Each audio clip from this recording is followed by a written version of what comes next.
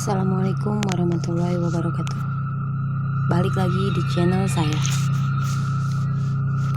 Sebelumnya jangan lupa subscribe dulu channel ini.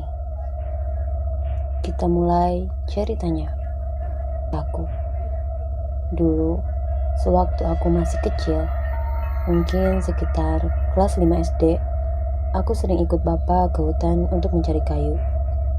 Aku selalu membawa cabai dan garam. Niatnya untuk makan mangga muda di sana. Istilah lainnya ngerujak. Tiba di pinggiran hutan, bapak sengaja ambil buah mangga sekitar 5 biji.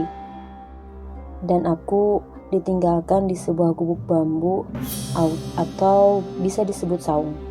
Sementara bapak masuk ke dalam hutan untuk mencari kayu.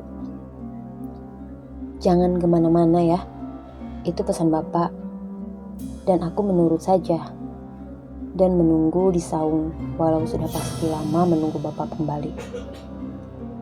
Akhirnya bapak pergi memasuki hutan untuk mengambil kayu.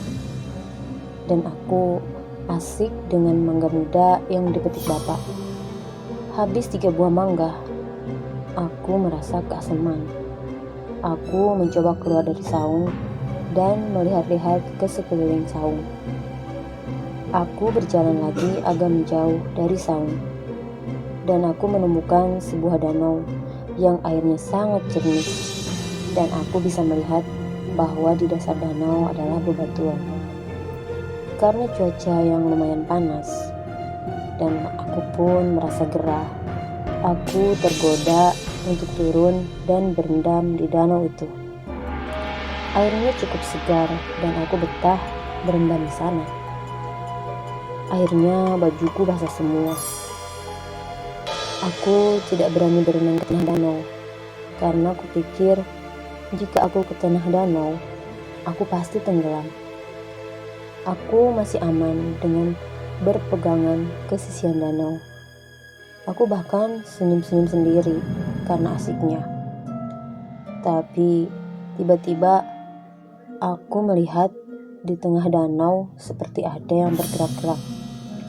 Airnya tidak tenang seolah ada beberapa orang di tengah danau yang sama-sama berendam denganku. Aku terkejut dengan jantung yang berdetak kencang. Aku berusaha naik ke daratan, namun kakiku terasa berat, badanku terasa lemas, dan aku hampir menangis. Tapi tak lama kemudian, aku dikejutkan suara bapak yang memanggilku. "Suruh siapa mandi di situ? Ayo pulang," ajak bapak. Aku melihat bapak berdiri sambil membawa kayu besar di pundaknya. Anehnya, setelah melihat bapak, tubuhku terasa ringan dan aku bisa naik ke daratan dengan mudah. Ketika sudah berada di daratan, aku sempat melihat bapak menatap ke arah danau dengan sangat tajam. "Ayo pulang," ajak bapak lagi, dan aku pulang bersama bapak. Dan malam pun tiba. Aku sudah biasa tidur dengan nenek. Anehnya, malam itu aku sangat sulit untuk tidur. Perasaanku terus resah, dan aku sulit membajamkan mata. Aku melihat nenek sudah lelap tidur. Aku tak tega membangunkannya. Aku mencoba memejamkan mataku, dan anehnya, baru beberapa detik mataku terpejam. Aku merasa tubuhku melayang, dan tiba-tiba aku berada di danau itu lagi. Dan bajuku basah kuyup lagi. Aku melihat ke sekeliling danau, yang ternyata banyak wanita yang ikut mandi di sana. Rambut mereka hitam pekat dan terurai panjang. Mereka berkulit putih dan terlihat sangat cantik. Aku melihat mereka tertawa senang sambil bermain air. Aku tertegun melihat mereka. Aku tidak dapat berkata apa-apa.